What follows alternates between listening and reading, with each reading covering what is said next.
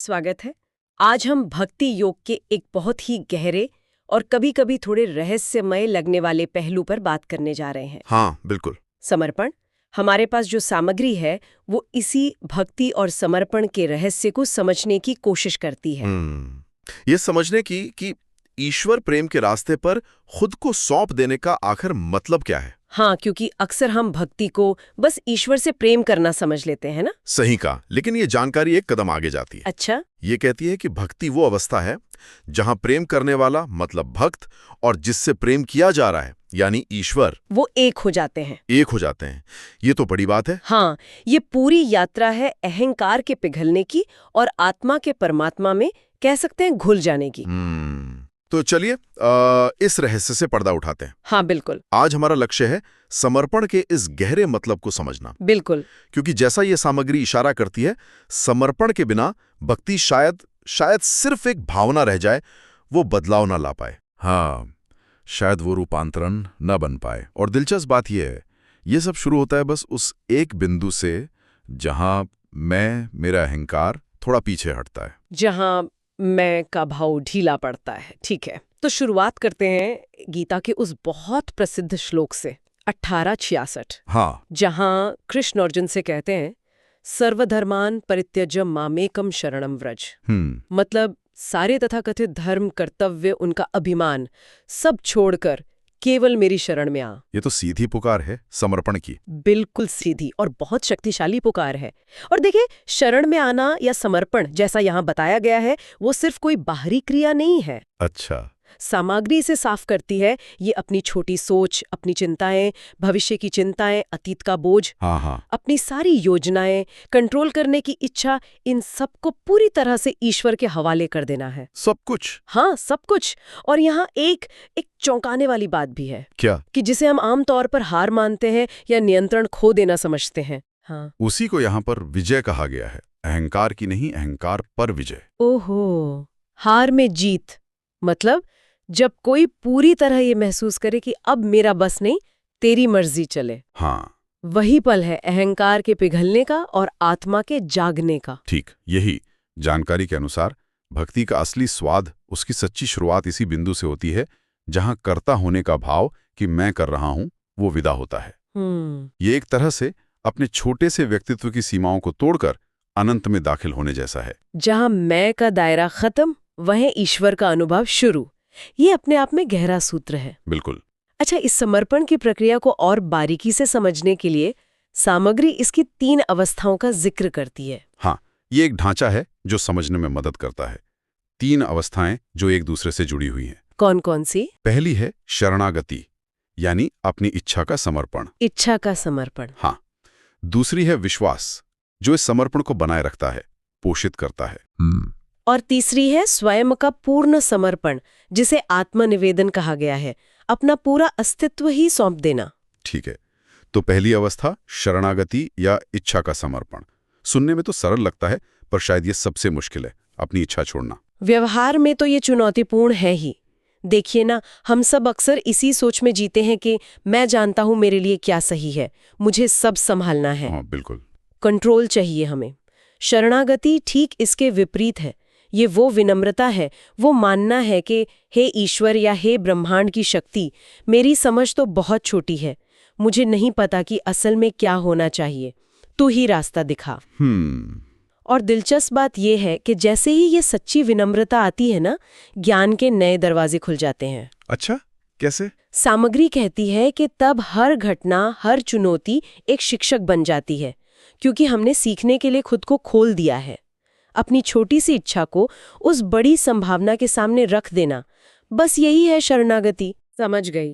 और दूसरी अवस्था विश्वास, इसे तो हम भक्ति का आधार मानते ही हैं, पर क्या यहाँ विश्वास का कोई खास मतलब है? हाँ, यहाँ विश्वास सिर्फ ये मान लेना नहीं है कि हाँ ईश्वर है। अच्छा। इससे कहीं ज्यादा गहरा है। इसे उस अटूट भरोसे की तरह बताया गया है जो तब भी बना रहे जब हालात बिल्कुल उल्टे हों, जब चारों तरफ अंधेरा लगे। मुश्किल वक्त में भी। हाँ, खास तौर पे मुश्किल वक्त में। ये वो अंदरूनी निष्ठा है जो कहती है भले मुझे अभी समझ नहीं आ रहा कि ये क्यों हो रहा है, पर मुझे यकीन है कि इसके पीछे कोई वजह है, कोई बड़ी योजना है। मुझे तेरे फैसले पे भरोसा है। ये तूफानों में भी जलने वाले दिए जैसा है, जो समर्पण के पौधे को सींचता रहता है। बिना इस गहरे विश्वास के शरणागति शायद टिक ना पाए। सही कहा, विश्वास ही उसे टिकाएगा। और फिर तीसरी अवस्था, स्वयं का समर्पण या आत्मनिवेदन। ये तो ऐसा लगता है जैसे मंजिल हो। बिल्कुल, ये समर्पण की सबसे ऊंची अवस्था है, उसका शिखर। ये वो स्थिति है जहां भक्त और भगवान के बीच का फासला मिट जाता है। फासला मिट जाता है। हाँ, जहां साधक अपने अलग होने के एहसास से ऊपर उठ जाता है। सामग्री में इसकी तुलना नदी की समुद्र में मिलने से की है। नदी और समुद्र? हाँ, जब नदी समुद्र में मिलती है तो क्या वो खत्म हो जाती है? नहीं ना, नहीं, वो तो समुद्र बन जाती है। बिल्कुल, वो अपना सीमित किनारा खोकर विशाल समुद्र ही बन जाती है। इसी तरह भक्त जब अपने मैं के भाव को पूरी तरह ईश्वर में मिला देता है तो वो मिटता नहीं, बल्कि ईश्वर में अनंत हो जाता है। ये दो का एक हो जाना है। वाह, इन अवस्थाओं को सिर्फ ऐसे समझना एक बात है, पर इसे किसी के जीवन में देखना वो शायद ज्यादा असर करता है। सामग्री में मीराबाई का उदाहरण बहुत अच्छे से दिया गया है। हाँ बिल्कुल, मीरा का जीवन तो जैसे दिखाता है कि समर्पण सिर्फ कोई पूजा पाठ की चीज नहीं, बल्कि ये सांस लेने जितना स्वाभाविक हो सकता है, एक जीवन जीने का तरीका बन सकता है।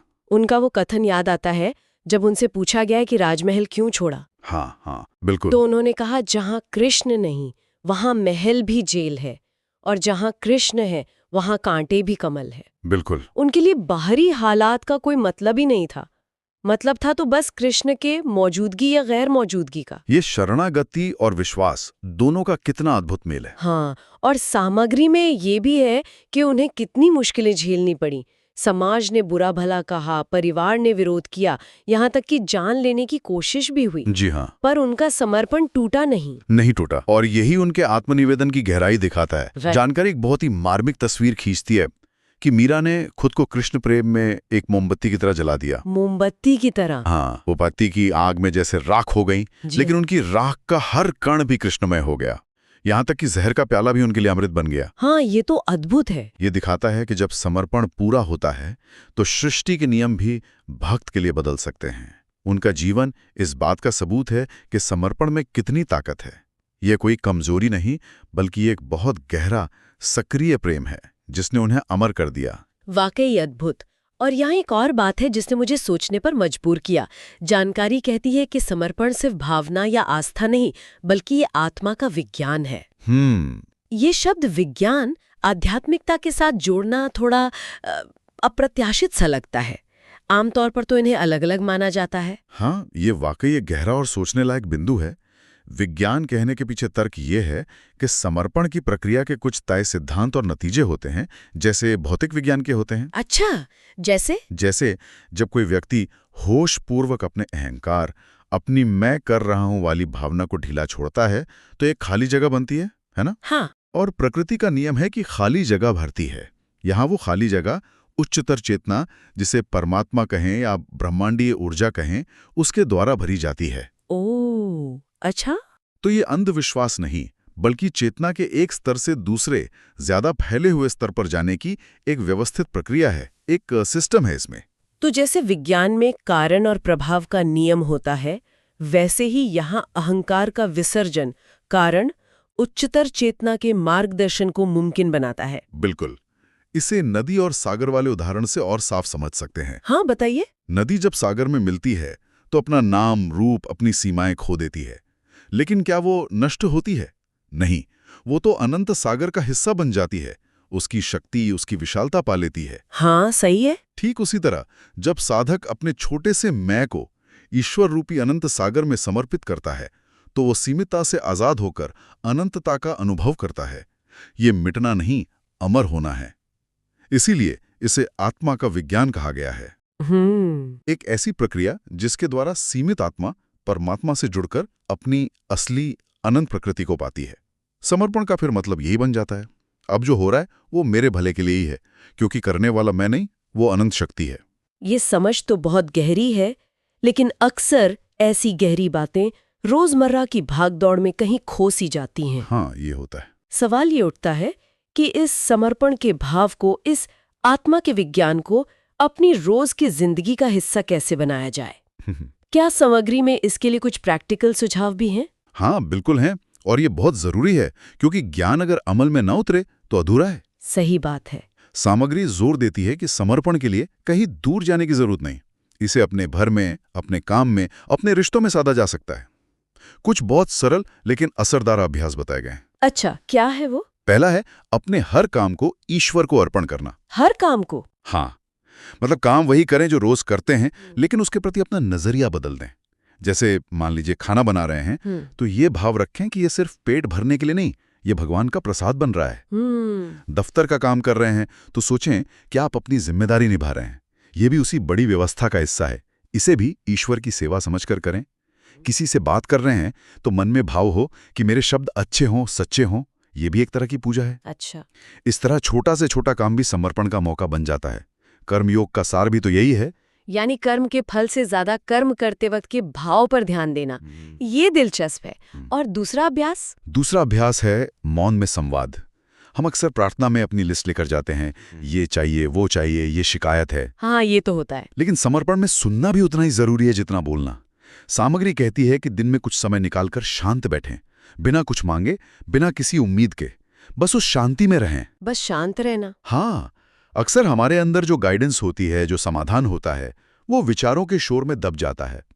वो शांति ही समर्पण के लिए जमीन तैयार करती है, जहां हम अपनी इच्छाओं से परे उस गहरी आवाज को सुन पाते हैं जो हमेशा मौजूद है। ये सुनना ही ईश्वर से बात करने का एक गहरा तरीका है। मौन में सुनना, ये भी एक कला है, सीखना पड़ेगा। बिल्कुल। और तीसरा अभ्यास अहंकार की पहचान से जुड़ा है ना? ये शायद आज की जिंदगी में सबसे ज्यादा काम का लगता है। हाँ, ये तो लगातार अभ्यास की बात है। दिन भर में कितनी ही बार हमारे अंदर मैं और मेरा का भाव उठता है। मेरा अपमान हुआ, मेरी बात नहीं मानी, मुझे ये चाहिए, ये आइडिया मेरा है। हाँ, हर छोटी बड़ी बात में। तो जानकारी कहती है कि जब भी ऐसे भाव उठें, बस उन्हें होश से देखें, उनसे लड़े नहीं, खुद को कोसे नहीं, बस पहचाने कि ये अहंकार बोल रहा है। और फिर धीरे से मन ही मन उसे ईश्वर की तरफ मोड़ दें। प्रभु, ये स्थिति भी तेरी है, ये भाव भी तेरा है, तू ही संभाल, तू ही रास्ता दिखा। ये कोई जबरदस्ती नहीं, एक बहुत नरम सा समर्पण है। बार बार ऐसा करने से अहंकार की पकड़ ढीली पड़ती जाती है और समर्पण अपने आप होने लगता है। तो कर्म को अर्पण करना, मौन में सुनना और अहंकार के इन स्वरों को पहचानकर उन्हें ईश्वर की ओर मोड़ना, ये कुछ ठोस तरीके लगते हैं जिनसे समर्पण को जीवन में लाया जा सकता है। हाँ, बिल्कुल। और इस पूरी यात्रा का, इस गहरे अभ्यास का अंतिम लक्ष्य क्या बताया गया है? सामग्री कहती है मुक्ति। ये किस तरह की मुक्ति है? क्या संसार छोड़ देना है? नहीं, बिल्कुल नहीं। ये बाहर भागना नहीं, ये अंदर से आजाद होना है। सामग्री इसे जीवन मुक्ति कहती है, यानी जीवन में रहते हुए ही मुक्त हो जाना। जीवन मुक्ति? हाँ, इसका मतलब है कि व्यक्ति संसार के बीच रहता है, अपने सारे काम करता है, रिश्ते निभाता है, लेकिन वो अंदर से किसी चीज से चिपकता नहीं। अच्छा। वो सफलता में बहुत ज्यादा उछलता नहीं और असफलता में एकदम टूट नहीं जाता। मान अपमान उसे हिलाते नहीं। वो पानी में कमल के पत्ते की तरह रहता है दुनिया में, पर दुनिया से अछूता। वो कर्म करता है, पर कर्म के फलों का बोझ लेकर नहीं चलता। जानकारी के अनुसार यही सच्चा योग है और यही भक्ति मार्ग का सबसे बड़ा राज और सबसे बड़ा तोहफा है। और शायद इसीलिए गीता के आखिर में कृष्ण फिर से अर्जुन को यही याद दिलाते हैं, मन मना भव मद भक्तो मदयाजी मां नमस्कुरु। आपने बिल्कुल सही सार पकड़ा, एकदम। अपना मन मुझ में लगाओ, मन मना, मेरे भक्त बनो, मत भक्तो, मेरे लिए कर्म करो, मद्याजी, और मुझे नमस्कार करो, मां नमस्कुरु। ये चार बातें समर्पण के अभ्यास का पूरा निचोड़ है। अपने मन को, अपनी भावनाओं, भक्ति को, अपने कर्मों को और अपने अहंकार, नमस्कार यानी झुकना को, सब कुछ उस परम सत्ता की ओर मोड़ देना। सामग्री के अनुसार यही अंदरूनी मुक्ति का पक्का रास्ता है। तो आज की इस गहरी बातचीत से ये साफ होता है कि भक्ति सिर्फ एक एहसास नहीं, बल्कि समर्पण के जरिए खुद को बदलने का एक बहुत शक्तिशाली रास्ता है। हाँ, ये अहंकार को गलाकर अपनी छोटी इच्छाओं को उस बड़ी ईश्वरीय इच्छा के साथ मिलाने की कला भी है और एक तरह का आध्यात्मिक विज्ञान भी है। और इसी से वो अंदरूनी आजादी मिलती है जिसे मुक्ति कहा गया है। बिल्कुल सही कहा। और इस पूरी चर्चा को समेटते हुए सामग्री के अंत में एक बहुत सुंदर प्रार्थना दी गई है जो सोचने लायक है। अच्छा, क्या प्रार्थना है? प्रार्थना है, हे ईश्वर, मुझे ऐसा बना दे कि मैं तेरी इच्छा में अपनी इच्छा को भूल जाऊं। मुझे ऐसी नजर दे कि मैं तेरी आंखों से खुद को देख सकूं, और मुझे तेरे प्रेम में ऐसा डुबा दे कि मैं अपने अलग होने का भाव भी खो दूं। वाह, बहुत गहरी प्रार्थना है। हाँ, इस पर विचार करना वाकई फायदेमंद हो सकता है। और यहाँ से एक सवाल उठता है जिसे सुनने वाले अपने साथ ले जा सकते हैं जरूर। कि अगर इस प्रार्थना के किसी एक हिस्से को, चाहे वो अपनी इच्छा को ईश्वर की इच्छा में मिलाने की कोशिश हो, या खुद को दिव्य दृष्टि से देखने का प्रयास हो, या फिर प्रेम में अपने अहंकार को गलाने का अभ्यास हो, अगर इनमें से किसी एक को भी पूरी चेतना के साथ अपने रोज के जीवन में लागू करने की कोशिश की जाए, तो ये किसी के अनुभव को, दुनिया को देखने के नजरिए को और अंदरूनी शांति को किस तरह बदल सकता है? ये एक ऐसा सवाल है जो शायद हमें समर्पण के रहस्य के और करीब ले जाए।